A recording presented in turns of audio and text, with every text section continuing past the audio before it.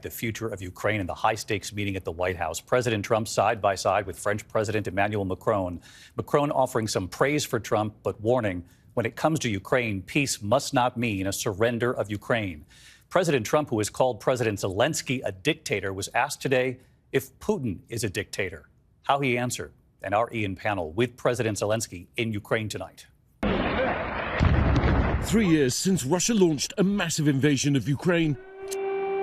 Today at the White House, President Trump and French President Emmanuel Macron pressed about their deep divisions when it comes to the future of Ukraine. I've spoken to President Putin, and my people are dealing with him constantly, and they want to end this war.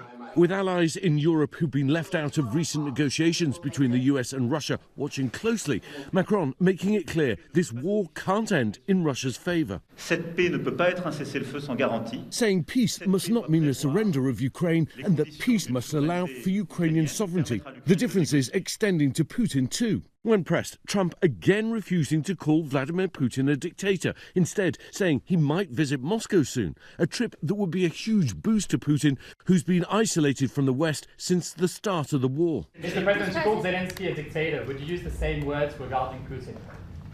I don't use those words lightly. I think that we're going to see how it all works out. Ukrainian President Zelensky, who Trump has called a dictator, under intense pressure from the White House to sign a deal giving the US permission to mine critical minerals and resources inside Ukraine.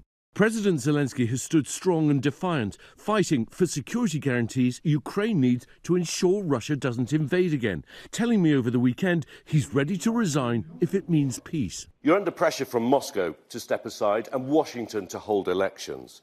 Would you be willing to give up the presidency if it meant peace for Ukraine? Even offering to stand down if it meant membership of NATO, saying, I'll do it immediately without a long conversation about it.